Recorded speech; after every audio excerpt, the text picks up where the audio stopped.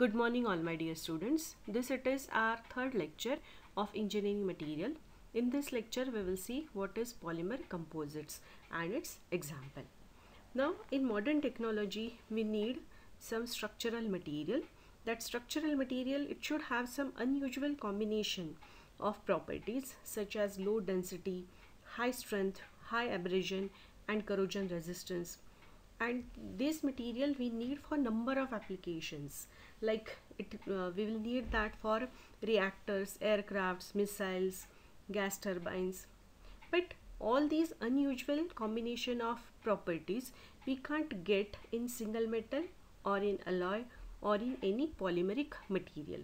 And so in order to get all these properties, what we can do, we can combine some 2 or 3 or different materials, and this combination it will give us some resultant material, and that resultant material it can have these unusual properties, and this it is called as polymer composites.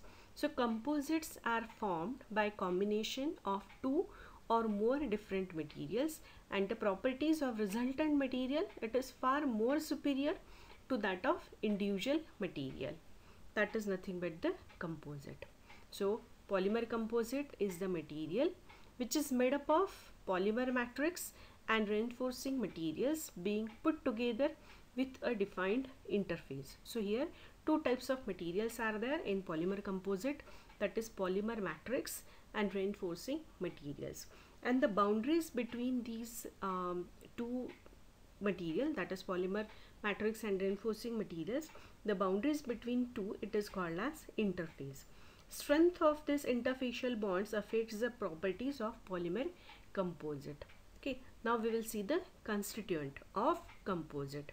So this it is the first, that is polymer matrix phase.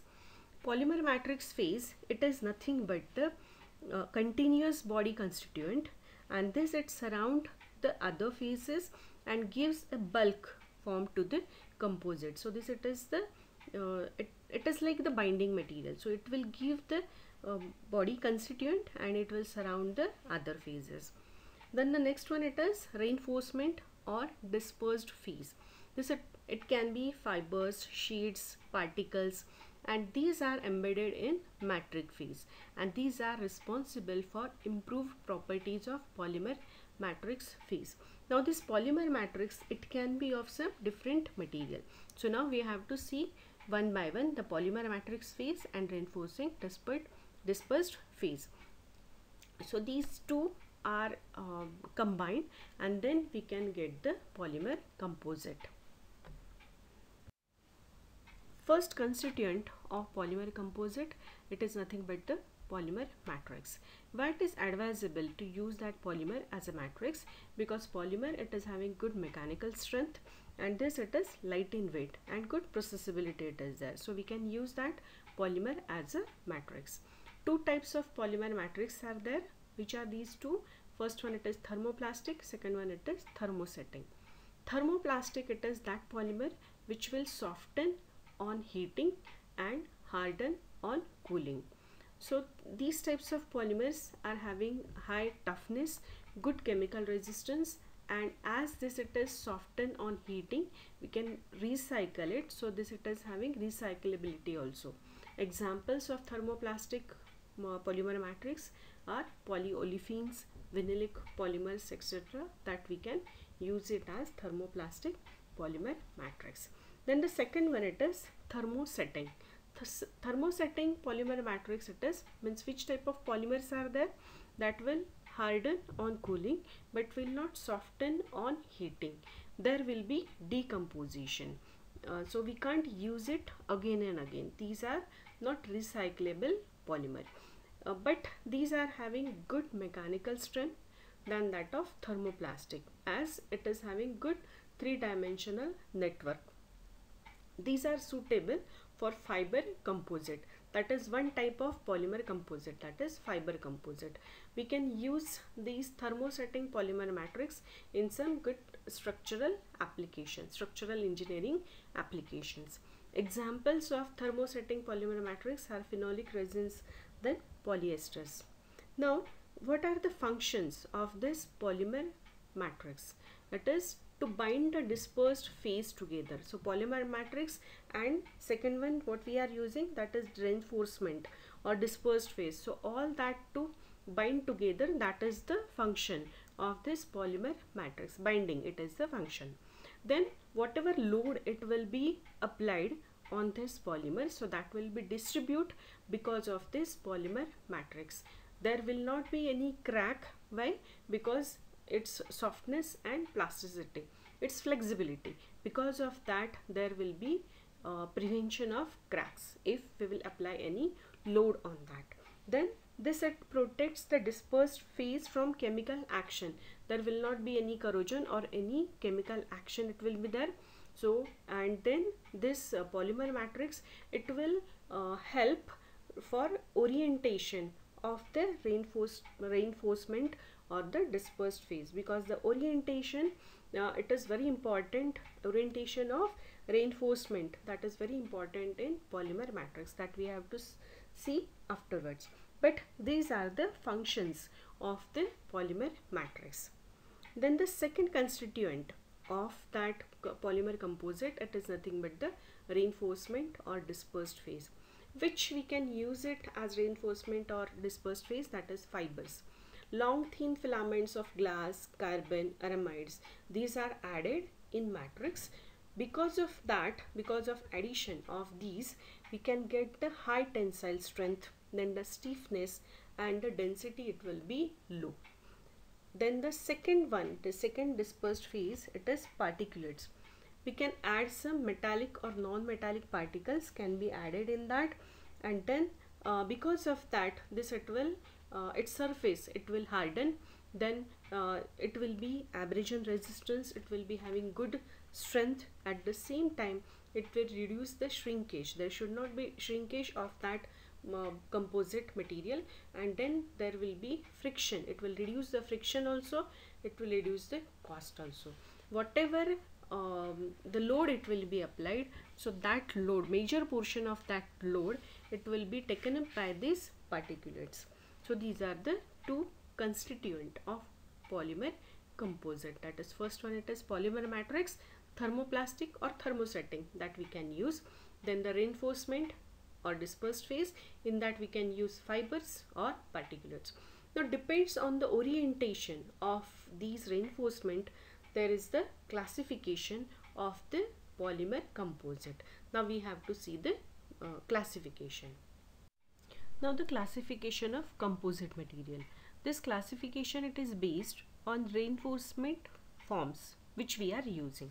So according to that, three types of polymer composites are there. First one, it is particle reinforced composite. Means here the particles or particulates are distributed in the matrix body. We can use metallic or non-metallic particles as the reinforced material. So because of that, it will improve the mechanical strength of that polymer composite. With examples of that are carbon black reinforced rubber. This it show improved in mechanical property, and we can use that in automobile tire.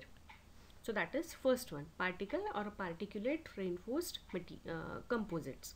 Second type of composite, it is fiber reinforced composite. Here we can add fibers, or so fibers are embedded in matrix material. Now it depends on its alignment. Again, three types are there in fiber reinforced composite. Which are these? In diagram we can see that A, B, C.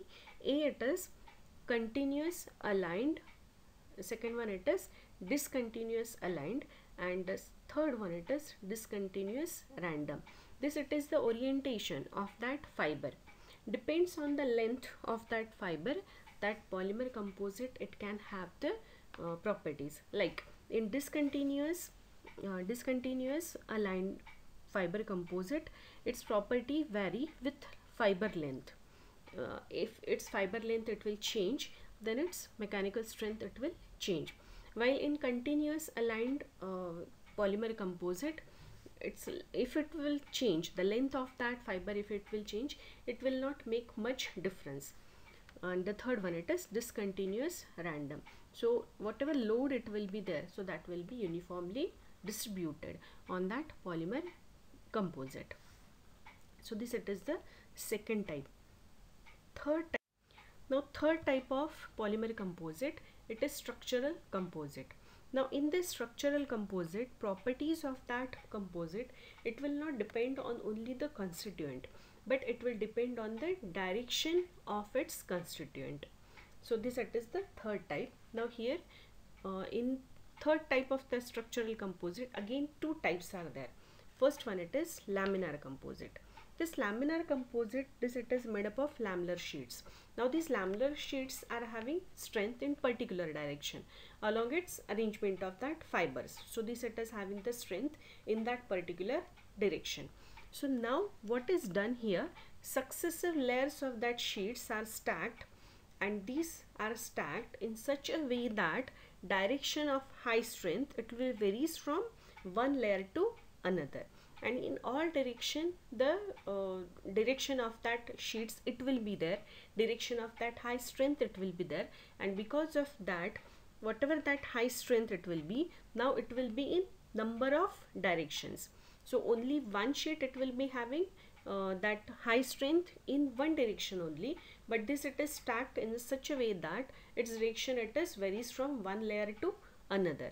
So direction of that high strength, it will also vary from one layer to another, and because of that we will get the high strength in all directions. Example of that laminar composite, it is plywood. Then the second, yes, this here, sorry, here you can see the number of layers of that sheets are taken, and this, its strength, its direction, it vary from one layer to another. So we are getting, so resultant material, we are getting the high strength in all directions. Then the second type of structural composite, it is nothing but the sandwich panel. The sandwich panel, it is like a sandwich. So two strong outer faces are there, and in between that two strong outer faces, a layer of less dense core material that is filled. So here face material is generally of fiber reinforced plastic, and the core material, it can be synthetic rubber or it can be foamed polymer. So that can be used, or we can use it rubber also. And these types of sandwich panels, we can use it in aircraft wings, boat hulls or walls. There we can use these sandwich panels. So here three types of polymer composites are there, depends on its reinforcement what is done. So depends on that, three types are there. First one, it is particle reinforced composite, fiber reinforced composite. In fiber reinforced composite, again three types are there, and then the third one, it is structural composite. In that, again two types are there, laminar and sandwich panels. What are the properties of composite? So here I told you in previous slide that here it is the unusual combination of number of different properties. So this, it is high tensile strength, high stiffness, high thermal stability. This, it is cheap and easily fabricated, low thermal expansion, high impact strength, high oxidation resistance, high abrasion resistance. These properties we can't get in one material only, metal, alloy, wood.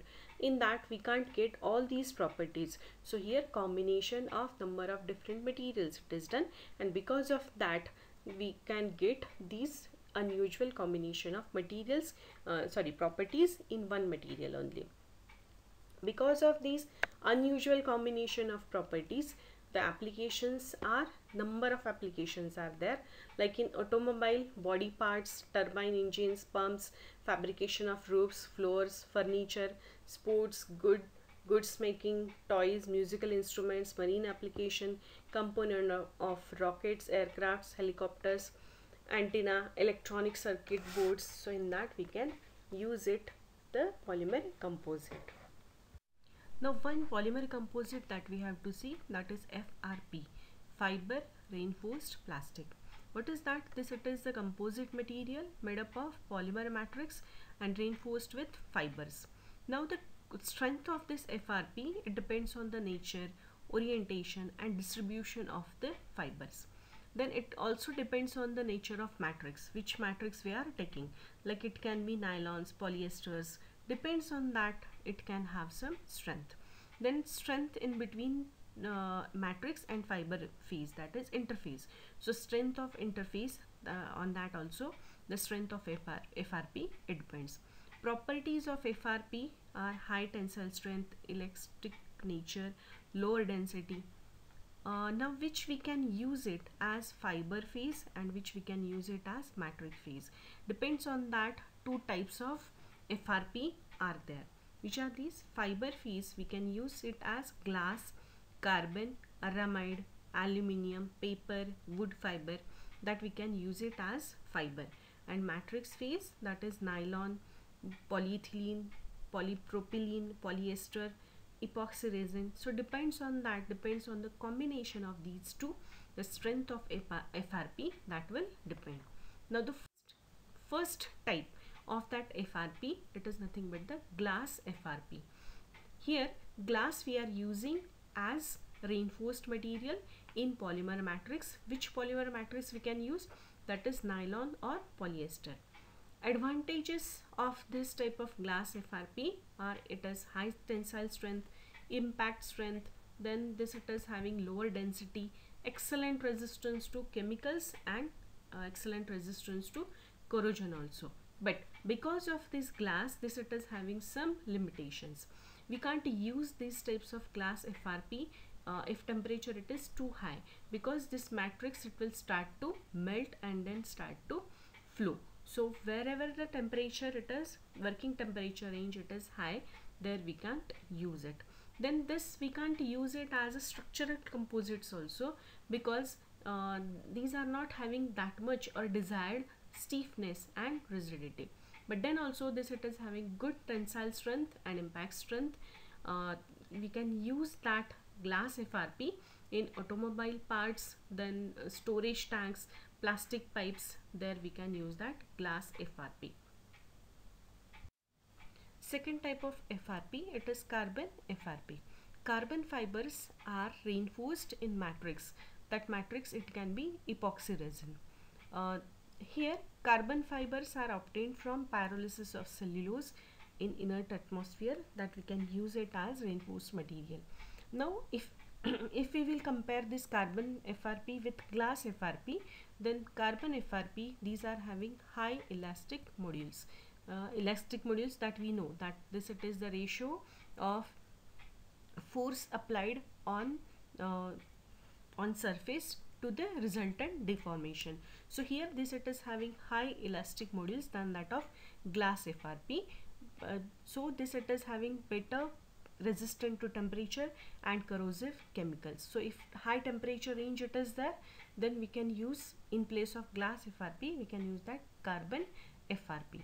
But these fibers are short and these fibers are expensive. So this it is actually its limitation. Its advantages are excellent chemical and corrosion resistance, high elastic modules is there, and at the same time low density is there.